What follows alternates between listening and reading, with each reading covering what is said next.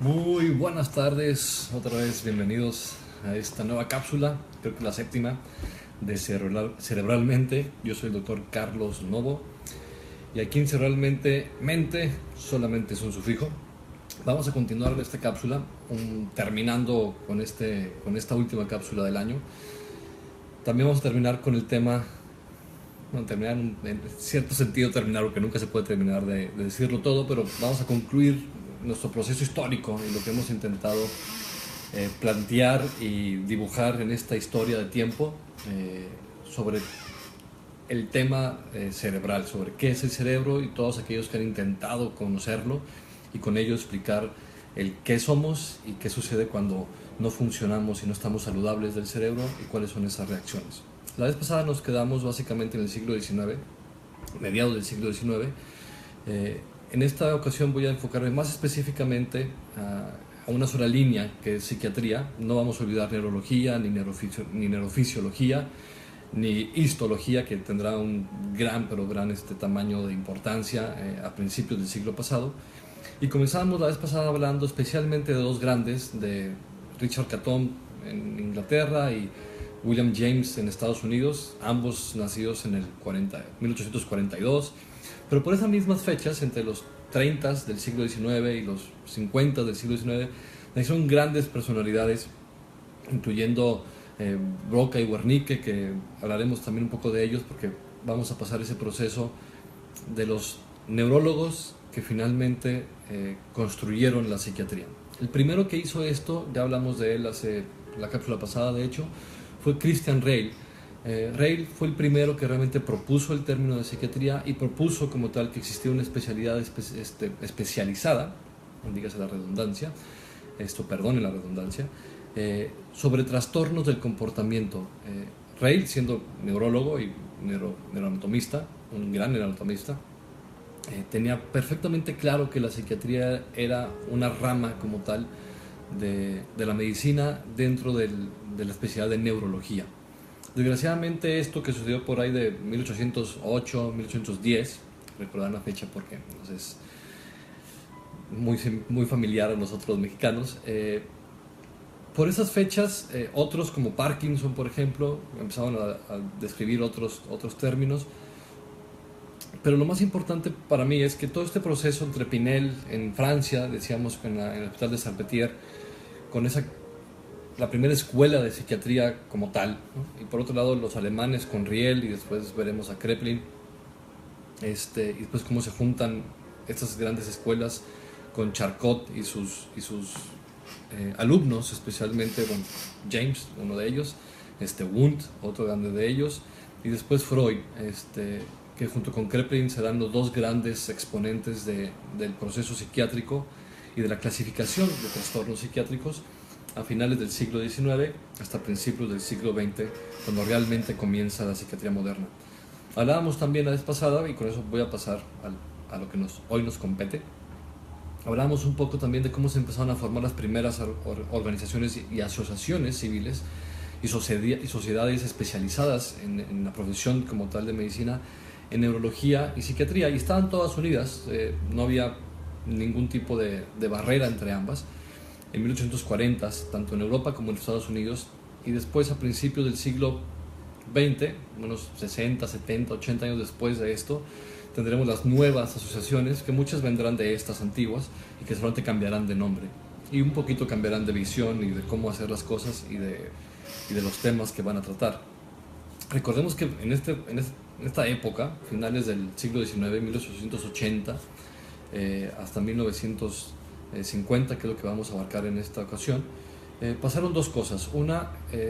tuvimos más casos de personas que tuvieron daño cerebral y que sobrevivían más tiempo y que podíamos estudiarlas más y que podíamos sacar ciertas injerencias y generalidades de casos particulares. Y esto es bien importante porque los casos particulares fue algo que realmente definió el siglo XIX y que todavía arrastramos un poco hasta comienzos del siglo XX, hasta que realmente comenzó un proceso científico de hacer investigación con grupos y no con únicos casos. Pero hay que tener en cuenta que tanto la neurología, pero especialmente la psiquiatría, grandes de sus bases surgieron de casos individuales, de casos únicos de pacientes que sobrevivían. El más famoso posiblemente es Phineas Gage, que fuera un trabajador en Estados Unidos, él trabajaba en hacer como tal los trenes, 1850 por ahí, 48, 52, no recuerdo la fecha exacta. Tuvo un accidente cuando estaban excavando para poder poner la vía de tren, y una vara de metal entró por debajo de la mandíbula, por debajo del ojo izquierdo, y atravesó como tal toda la parte de su prefrontal izquierdo, y la vara salió por arriba de su cabeza, le dejó un agujero bastante significativo, con un daño cerebral muy específico, que realmente perdió el ojo y perdió parte del lóbulo prefrontal izquierdo, pero sobrevivió. Y lo más importante es que se pudo evaluar todo su proceso y cómo iba progresando y evolucionando por los siguientes 20 o 30 años hasta que murió. Esto dio grandes datos sobre qué es lo que podía hacer una parte del cerebro que no estaba ahí. Por otra parte está el caso del paciente Le Borgné, que fue el paciente de Paul Broca, que recordarán a Broca y Wernicke como aquellos principales exponentes del circuito como tal del lenguaje. Broca hizo mucho más que eso, era un gran anatomista, un gran neurólogo, junto con otros, trabajó con grandes neuroanatomistas, y fueron los primeros que propusieron un circuito como tal del lenguaje. Y aunque ya hablábamos de Swedenborg desde hace un siglo anterior a esto, y cómo propuso, inclusive antes que Gall, una manera de mapeo o de mapear el cerebro y de poder determinar qué funciones tenía cada parte de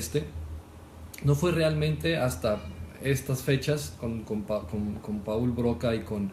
Karl Wernicke, que realmente empezamos a tener un proceso de neuroanatomía funcional. Esto se junta con, rápidamente 20 años después, a finales de, bueno, seguimos allá a finales un poquito, esto fue en los 60s, digamos en los 80s, 1880s, comienzan una bola de tintes a explorarse para los histólogos y poder conocer cada una de nuestras células del cuerpo. Entre estos tintes estaba el tinte de Golgi. Golgi era un italiano que inventó un tinte para poder ver ciertas células, entre ellas las neuronas, y Ramón y Cajal, un español, posiblemente uno de los grandes padres de la neurociencia moderna, especialmente porque él, aunque se dedicaba solamente a ver las células por microscopio, era un histólogo, llegó a conclusiones de funcionalidad solamente viendo la estructura de las neuronas increíblemente elevadas, de hecho al cual le llamamos la teoría neuronal o la doctrina de la neurona, que planteó como tal Cajal en cómo funcionaban las células neuronales, cómo había tipos de estas y cómo propuso cómo funcionamos y qué cosas podría tener esto de implicación en diferentes enfermedades, especialmente Alzheimer. Bueno, Alzheimer estaba vivo en ese momento, estamos en los 1900 ya. Ramón y Cajal gana el premio Nobel junto con Golgi en 1906 por tintes y por estas descripciones de la neurona y las implicaciones que esto tenían en la parte clínica, que justo con toda la información que tenía Alzheimer y otros, justo en esta enfermedad degenerativa que lleva su nombre, una demencia, fue juntándose este proceso de que hay un daño desde muy pequeñito, microestructural, estructural a nivel neuronal o celular, que va a impactar nuestro comportamiento y nuestras habilidades. Pero todavía nos faltaría un buen rato, posiblemente otros 60 años más, para realmente tener una foto un poquito más clara y que nos llevaría a lo que hoy tenemos como campo. Eso vamos a dejarlo a una parte, porque es la parte de histología y neurología específicamente, y vamos a enfocarnos más en la parte de psiquiatría per se, que decíamos empieza con Christian Reil en 1800, principios, y después se va modernizando, se consolida con Pinel especialmente, pero después con Charcot y especialmente con Kraepelin y Freud. Entonces Kraepelin y Freud fueron los primeros que realmente dieron una categorización y una clasificación de esos síntomas, de esas manifestaciones de comportamiento que veían en los pacientes con un trastorno cerebral que se consideraba psiquiátrico. Bueno, cabe volver a repetir que todos estos grandes psiquiatras, todos fueron neurólogos, es decir, la especialidad, la escuela como tal, no tenía dos maneras de enseñar, a estos especialistas. Había una sola escuela para ambos y después en la práctica cada uno se iba especializando en diferentes enfermedades que les interesaban, pero tenían todos la misma formación con una base sumamente importante en neuroanatomía y neurofisiología, y que de hecho Freud, que fue con Charcot a la Salpêtrière un buen tiempo para aprenderle, y que de ahí sacó posiblemente las grandes ideas para hacer después su teoría del psicoanálisis con la histeria, con la ayuda de su también maestro Blücher. Pero estos fueron los primeros que empezaron a hacer de manera organizada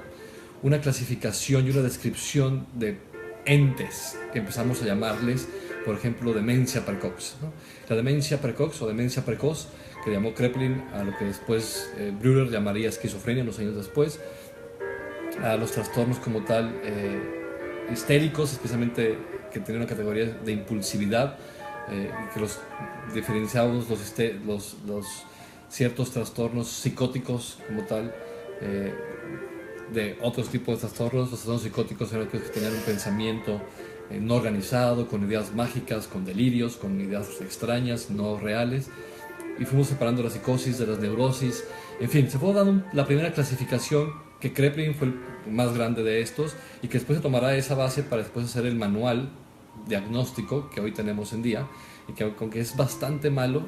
y hablaremos después por qué, y regresaremos a la primera cápsula, si recuerdan sobre el tema conceptual, y ahorita llegaremos ahí.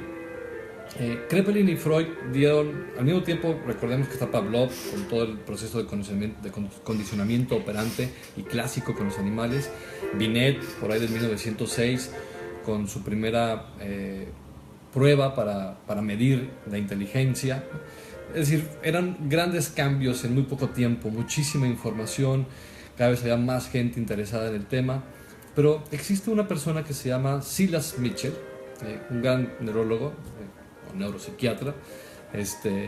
americano, que se opuso desde finales del siglo XIX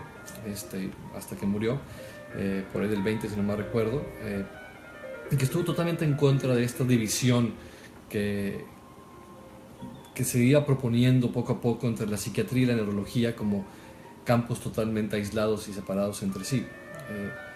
Aunque esto sucedió a principios del siglo, finales del siglo XIX, principios del XX, esto se siguió dando, y se dio especialmente por Freud. El psicoanálisis fue la escuela que realmente rompió con la medicina, con sus bases neurológicas, y yo siempre les digo esto a los psicoanalistas, si realmente quieren ser un buen psicoanalista, tendrán que ser neurólogos primero, y echarse 8 años intentando solucionar un problema desde el punto de vista neurológico, el problema del trastorno del comportamiento, que así lo intentó Freud, y que fracasó, y al fracasar comenzó él mejor a inventar, y digo inventar porque así es, una teoría, propuso como tal una posible forma de por qué nos manejamos como nos manejamos y nos comportamos como tal, y tenemos las enfermedades que tenemos de comportamiento, y que después esto afortunadamente se dejó después de los 70s,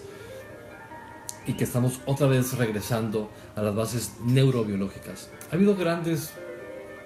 maestros actuales en los últimos 100 años